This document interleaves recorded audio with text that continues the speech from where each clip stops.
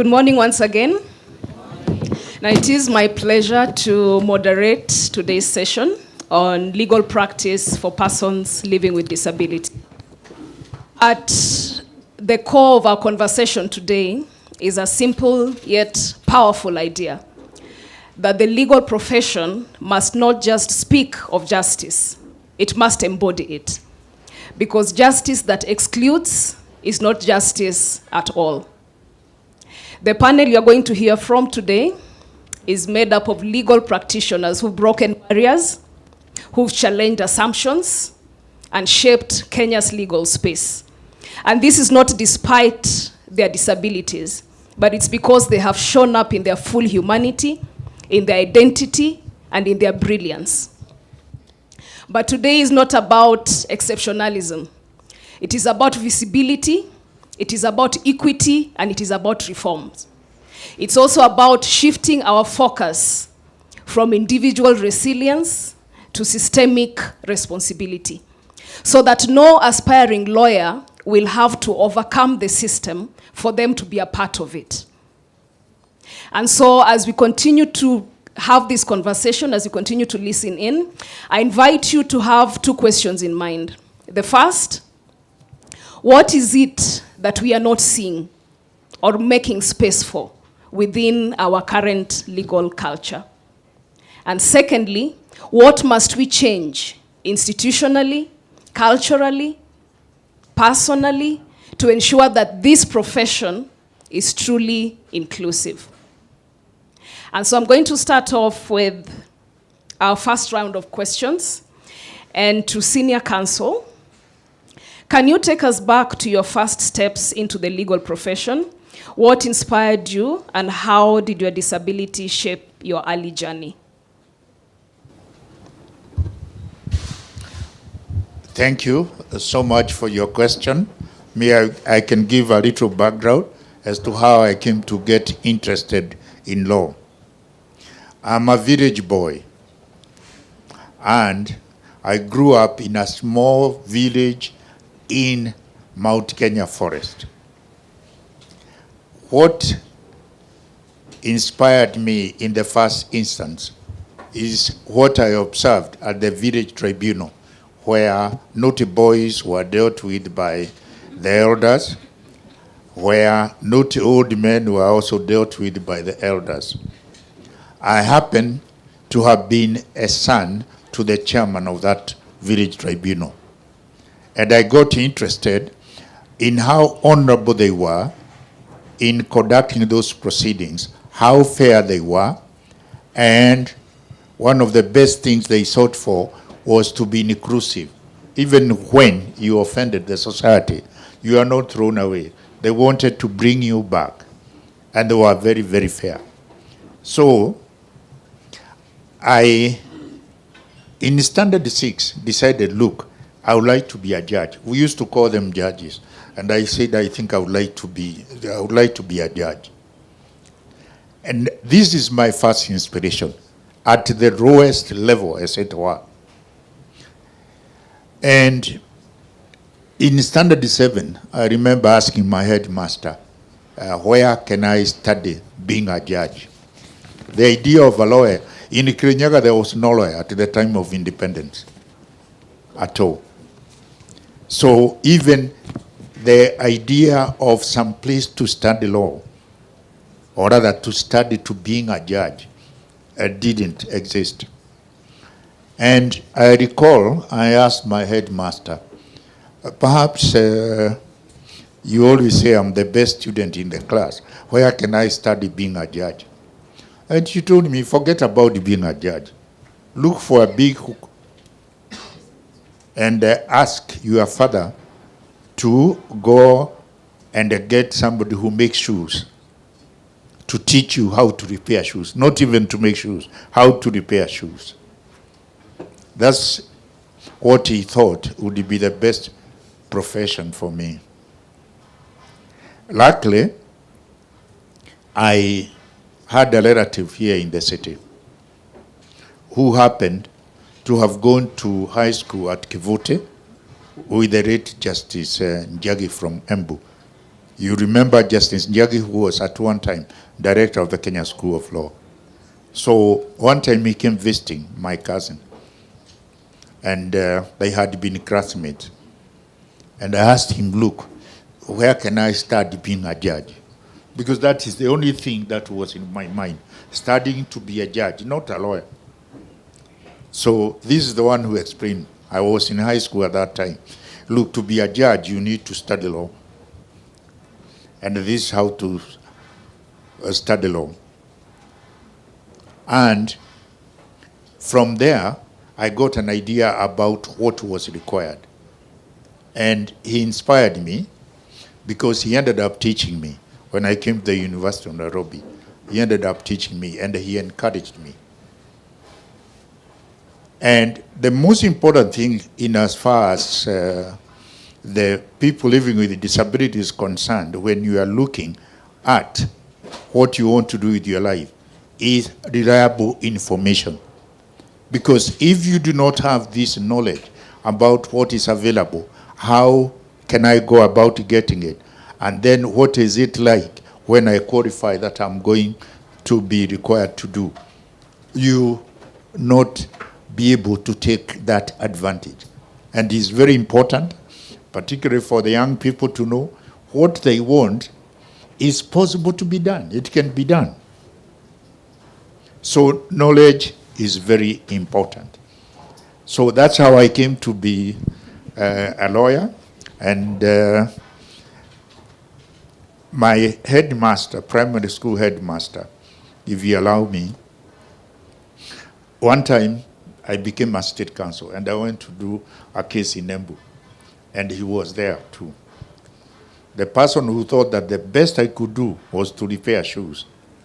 So I found him there and I told him, look, don't leave. Let me finish my case. I would like to go and buy you a cup of tea.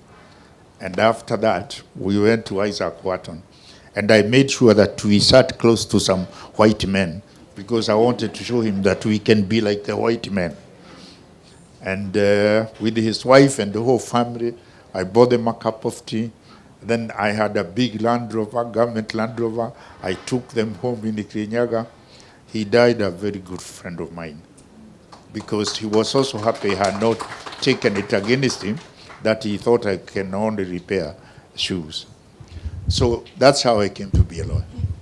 Thank you so much. Thank you so much, Senior Counsel. And he's also raised something very critical in terms of role modeling, because he first saw before he could learn. He first saw other people doing it. So role modeling, something very important. Even for you as young lawyers, there's a high schooler, there's a child who's looking up to you, who expects you to be a certain way or to act a certain way. And whatever you do, whatever you say, however you act, could be the inspiration that triggers them or inspires them to go and study law.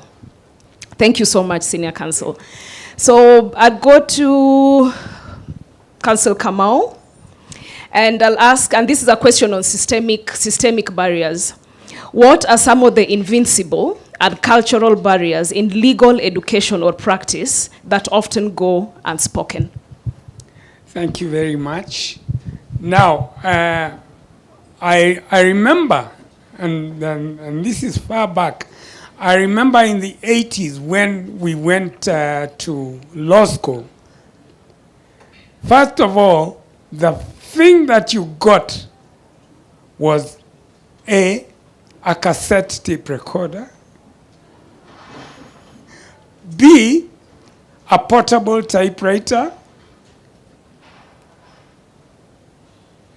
and with those, you were supposed to now survive. And I remember that the environment was really, really crazy. For example, there were no Braille books, and there was no legal, computer resources. So that a book I remember that I had, the only book I had was Cheshire and 5 Foot. Do you remember that book on contract?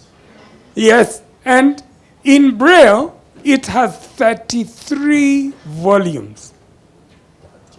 So you can imagine my small sleeping quarters full of that 33 volumes.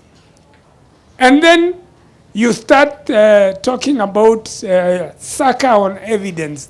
That is a book that was a very favorite text for my evidence lecturer. And you know, that book, let alone being in Braille, before it's in Braille, it was in 10 volumes. So you can imagine how much it would have, it would have involved getting it actually, put in there. So we had that serious environment challenge, and our our readers, there are many people who used to read for us because the only way we could do it is read and Braille with a brailler, which was the state-of-art machine we had. And something like this paper would be what we would Braille for our notes. And we'd put a lot of it onto cassette tapes, those very delicate cassette tapes. And there would be, sometimes they would twist, and then our material was all spoiled, and we had to redo it. It was, I think navigating those challenges was very, very interesting. Sometimes you are doing an exam on the typewriter, you're typing, and the letters come out so faintly. I remember my lecturer telling me, Kamau, press those keys until they learn their manners. Because sometimes you would press and it literally wouldn't be seen. And then sometimes when you are doing a compelling exam, your hands wander away from the home row.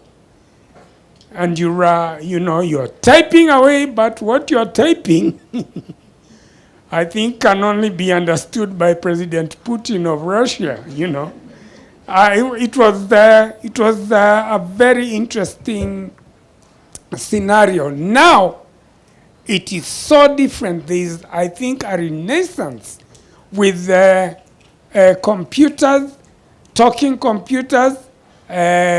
You can go to the I think now I can compete with anyone at all, anywhere, when it comes to internet resources and research, because now that barrier has been adapted.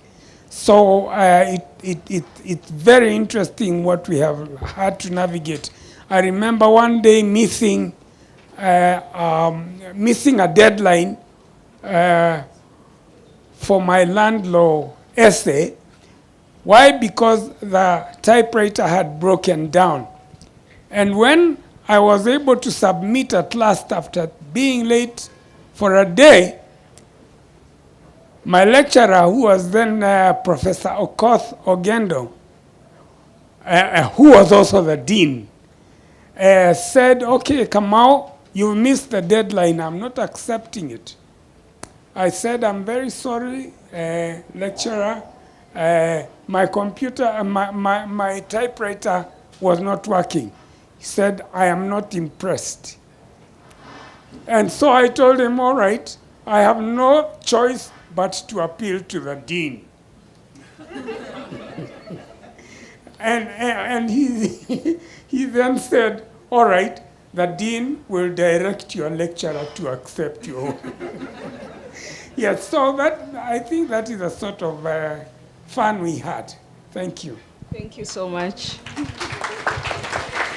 Thank you so much. And I like that you talked about things getting better now than they were many years before. And that's the reform, the institutional and cultural reform that we were talking about.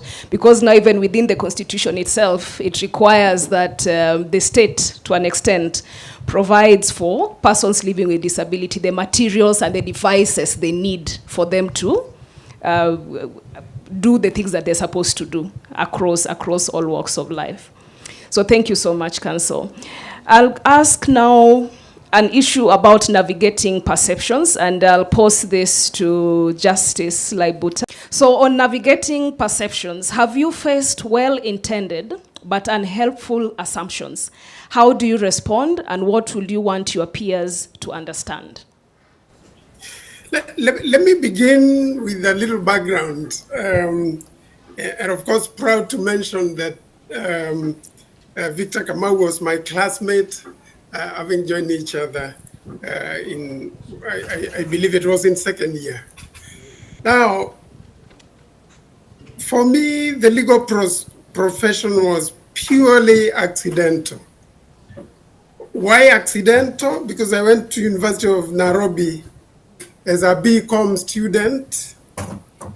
Again, a renegade in the sense that in high school I did sciences, but nonetheless decided no, I will have nothing to do with science professions.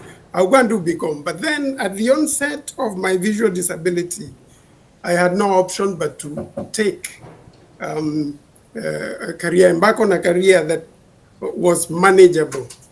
And that turned out to be law, and there was nothing else open to me. Little did I know that it would turn out to be one of the most exciting careers in my life. Of course, it came with mixed feelings. How will I manage? Getting back to university after losing a year during rehabilitation. And then what really inspired me was to see Victor Kamau and one or two other students who are going about their studies quite comfortably, or so it seemed, but with the kind of challenges that Victor has highlighted. Of course, not to mention the fact that we were highly encouraged by not only lecturers, but fellow students who supported us, our classmates, who did reading for us, and all that, in an era where, as Victor has told you, we were really behind technology. There was no technological benefits to be enjoyed as is the case today. You've asked about perceptions. Yes, some founded, some unfounded.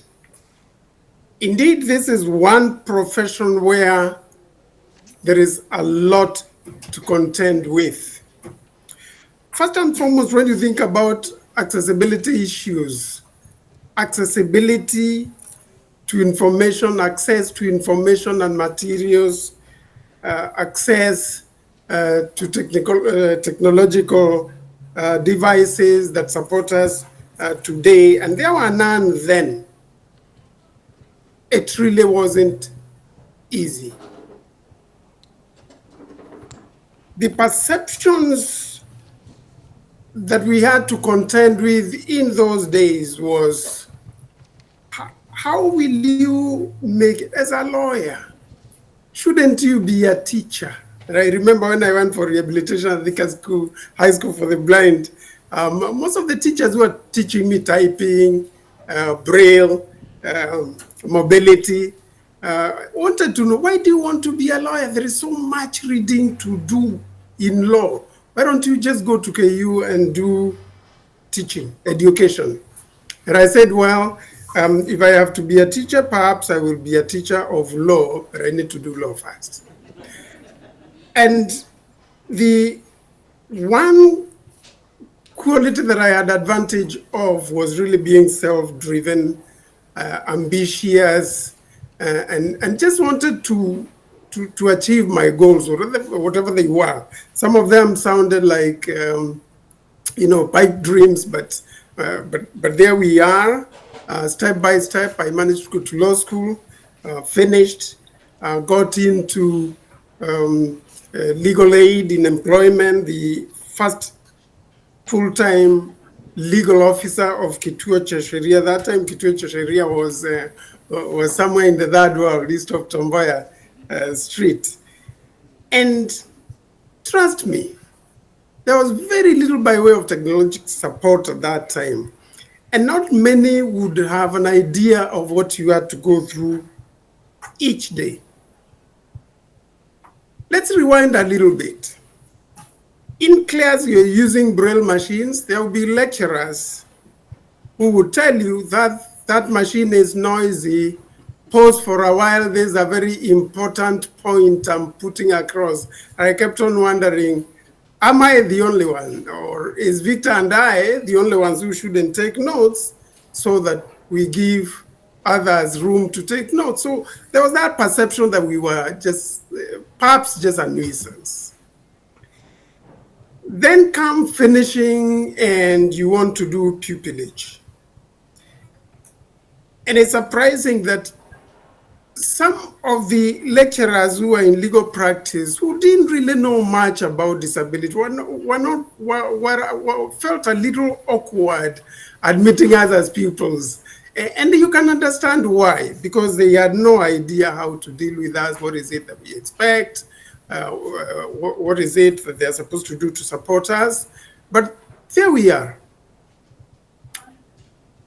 managed to go through pupillage. Come to employment. I think that was the biggest challenge as to how it is we would manage. But fast track.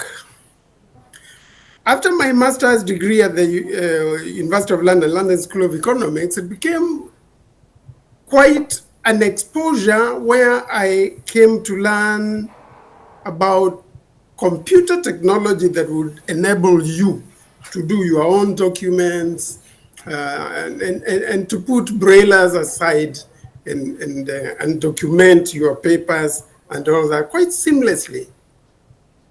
And that made it easier for us to join legal practice in law firms that were quite happy to accommodate us. And that was the breakthrough. But my ambition pushed me also to teaching. I know my employers did have very good perception of our abilities, because at the end of the day, the one lesson I learned the hard way was that unless you prove to be the very best or better than your peers and compete not on equal basis, but have an edge on all of them, then only then would you be treated with equality. And that is how we managed to go through perhaps 2 jobs, teaching and practicing, and at the same time ambitious enough to sharpen our skills, professional development in various areas. But the perception has always been that disability will stand in your way. But the one lesson I've learned all along is that if there are barriers to achievements in our professions, those barriers indeed are in our minds. And that if we do not erect those barriers in our minds, I think the sky is the limit. But perceptions have been there, mostly unfounded. Others, of course, realistic, and a lot of others, unfortunately, not founded and misplaced.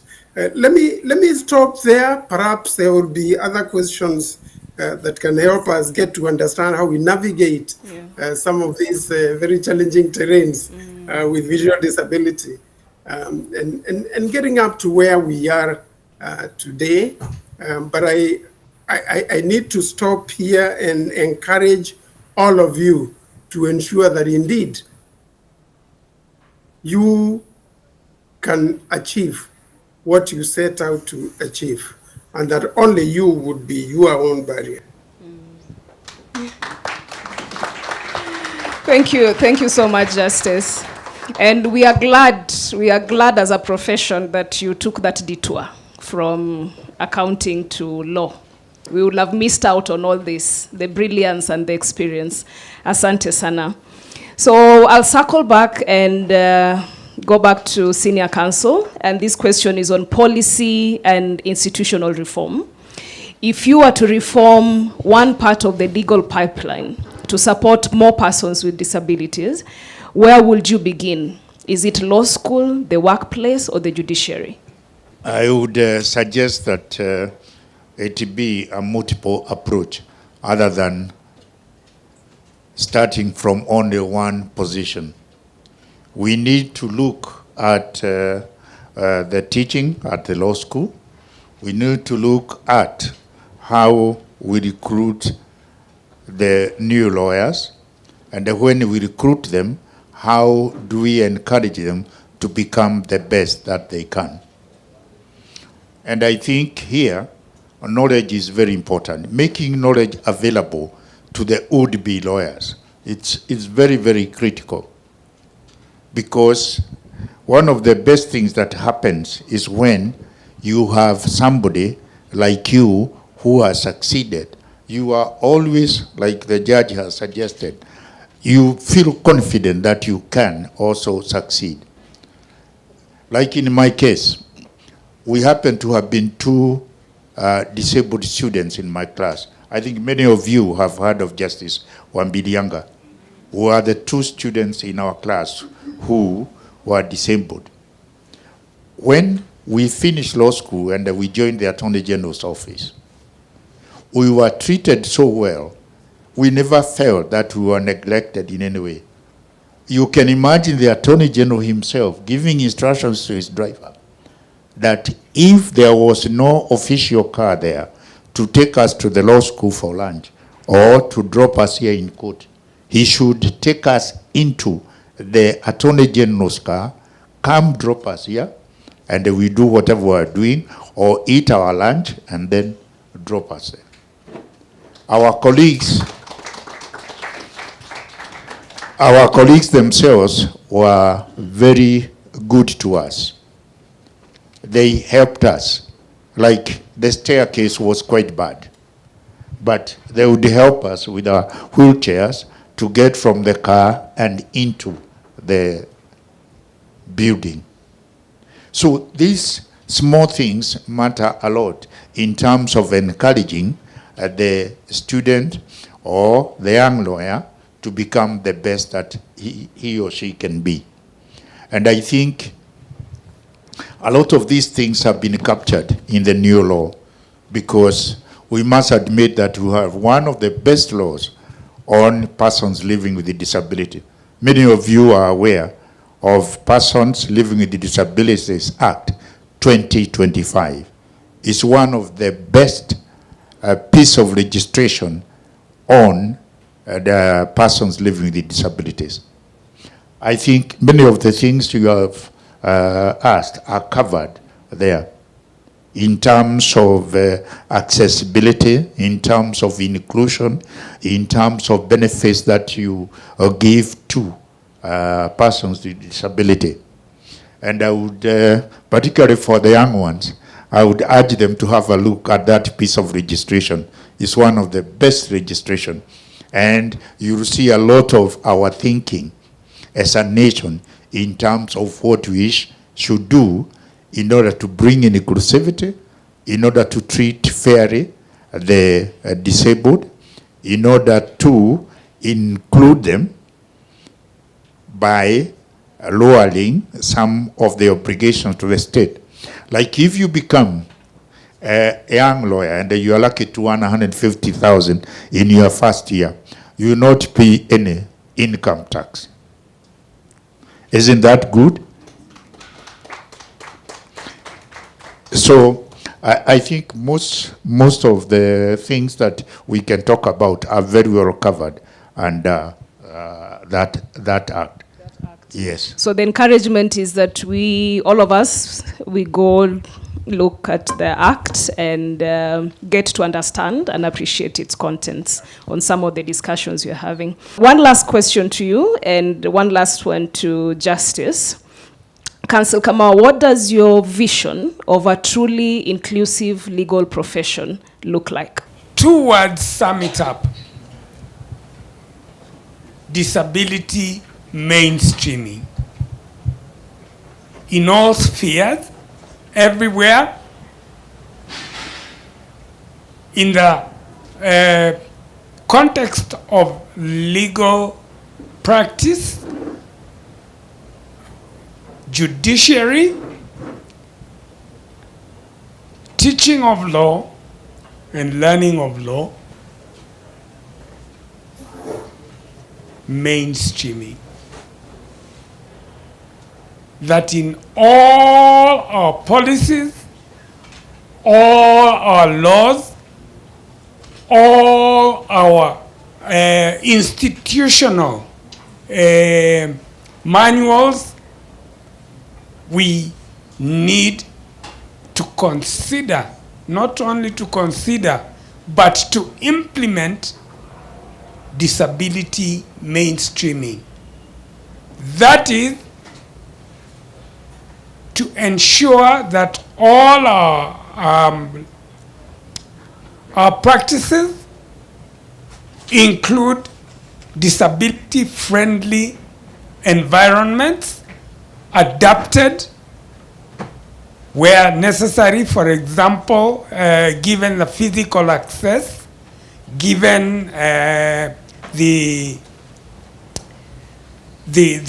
mental access, and given also the practice.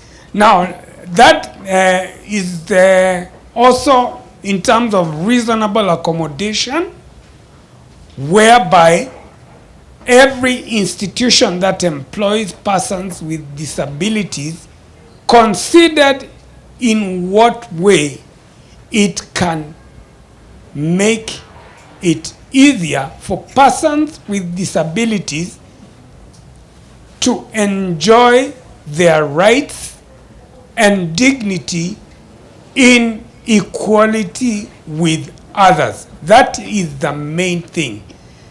Yes, we are all equal, but as somebody would say, some are more equal than others. But we need affirmative action to ensure that those that need to be given equal opportunities to do what they do best and to enjoy their rights and dignity according to the UDHR and many other human rights instruments. The basic and important thing is inequality with the rest. It is not enough just to say we have equal opportunities, and yet you do not mainstream disability. It is equal opportunities minus equality with others. That doesn't work. So we need an inclusive culture to be built around mainstreaming of disabilities. I think Article 54 of the Constitution is very, very, clear that persons with disabilities are also to be treated equally with others. And this is where we come to issues of non-discrimination again. Discrimination can be subtle, very subtle. It can also be completely overt. And that is what mainstreaming aims to completely remove or eradicate to the extent possible. So that you can't tell me to drive your car, because definitely I'll drive it very fast, but I'm not sure where I'll be driving to. But you can tell me I can import a car free because I need to be, and to be given affirmative action on that area. And you can tell me that I can be provided with equipment that will help me to cope better, because I can do my job, but I need equipment which is specialized. So mainstreaming, mainstreaming, and mainstreaming. Thank you. Thank you so much. And I am glad that you've reinforced the initial parts of our conversation, where we said it's not about shifting our focus from individual resilience. You know, most times we focus on what is it they did to overcome the system. They've worked so hard despite all these challenges that they have faced. And yet it should be the other way around. Our focus should be on creating enabling systems, ensuring that systems are reformed, systems are accountable, systems are able to support each and every one of us to maximize on our potential. So thank you so much for emphasizing that. Mainstreaming, disability mainstreaming. And speaking of disability mainstreaming, as now we are focusing on young lawyers, a young lawyer who's perhaps getting into the profession or would like to get into the profession and is living with disability. Justice Laibuta, what will you say to a young aspiring lawyer living with a disability who's wondering whether this profession has space for them? This is a profession with more space than we need. And I have good reason to say that, because I usually tell my mentees that take your law degree, not because it is a lucrative profession, not because you want some fame, you know, be referred to in the village as the lawyer, the judge, as Senior was telling us. Not because of that, but take the legal profession as what you really love to do. If it's in you, if it's your passion, the sky is the limit. Now, young lawyers coming up, do you know that there is so much you can do, not just with your law degree, but what the doors that are open for you, and I'll recount this for you to get an idea. Not many of you know that I'm a legislative counsel. And by the way, thanks Senior Gatonye for the glowing words you've had on the Disability Act. I drafted it and drew a lot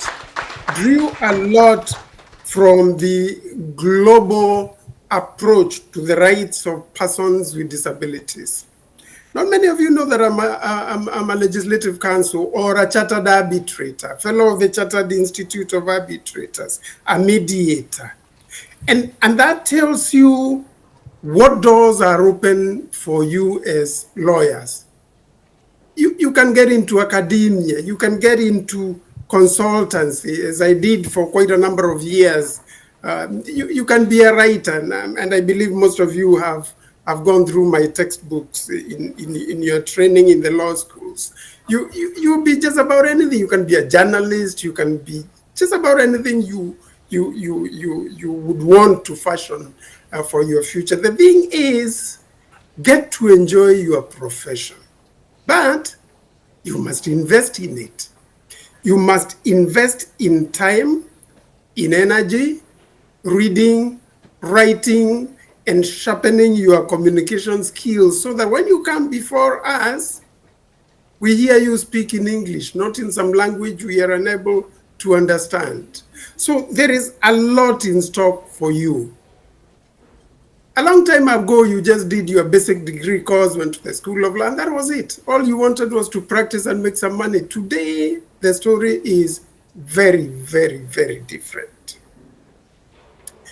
However, for those of you young lawyers who may have a disability, always remember that disability comes with a huge cost. And therefore, you must be ready to invest. In addition to the reasonable accommodation your employer may give you, you must be ready to invest in technology. And, you know, software comes in at an exorbitant cost. All manner of softwares. The one thing I never flinch is when I subscribe for an app. As long as it supports me, I really don't want to know how much it costs.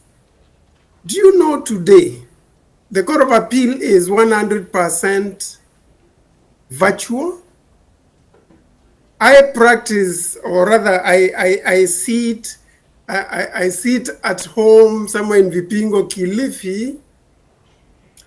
My researchers are all over, two in Nairobi, one often in Kisumu, another one in Mombasa, but we never quite meet, and that tells you what our investment in technology can do for you.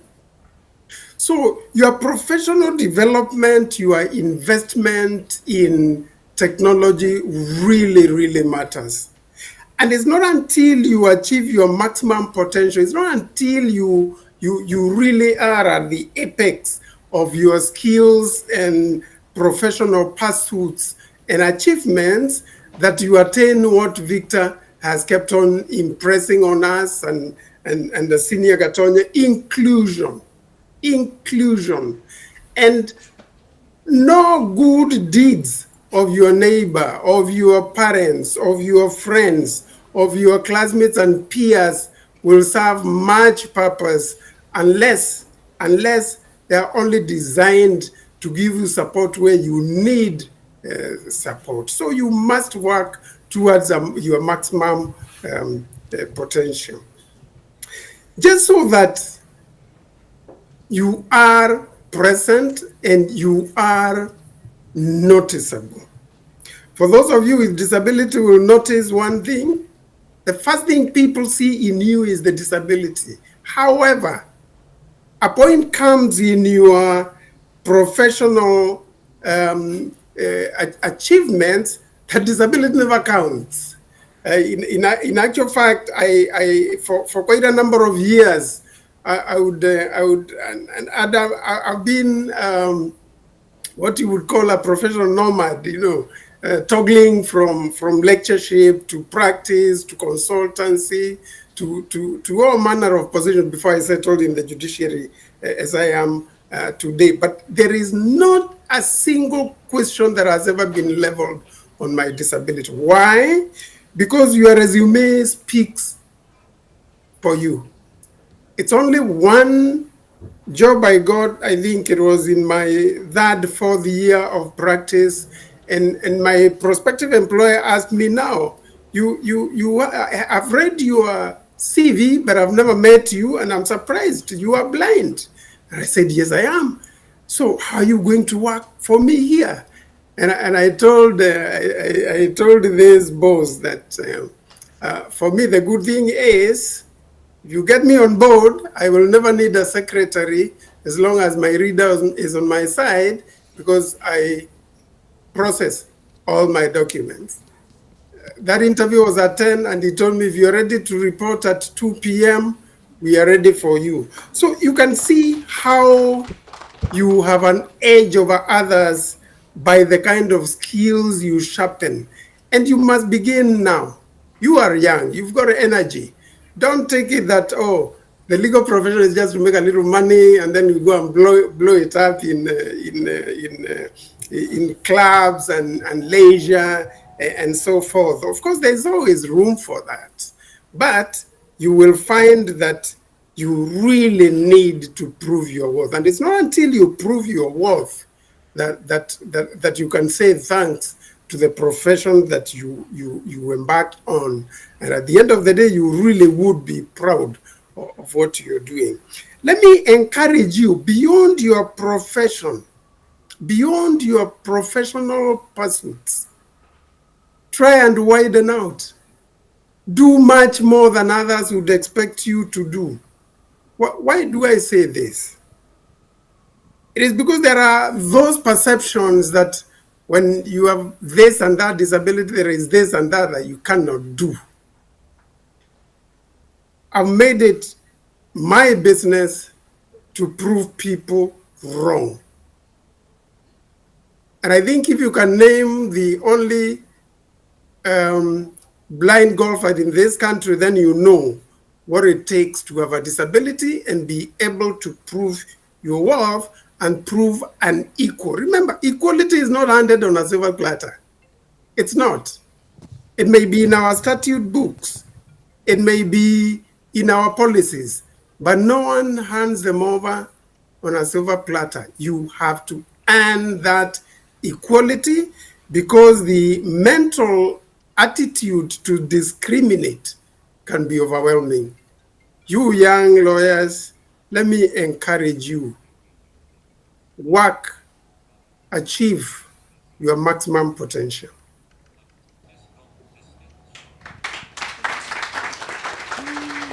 Thank you. Thank you so much. A big thank you to Senior Counsel, Asante Sana, for making time for us today. To Counsel Kamau, Asante Sana, for making time, coming to share your experiences with us, as well as Justice Laibuta. Asanteni Sana. And I think what you have left us with now is insisting that inclusion is not convenient. It's not an issue of convenience. Inclusion is something that should be non-negotiable for us within the legal profession. So asanteni sana to all of you. Thank you for listening. Thank you for being inspired. Thank you for interacting. And may we not just go inspired, let us also go out there accountable. Asanteni sana.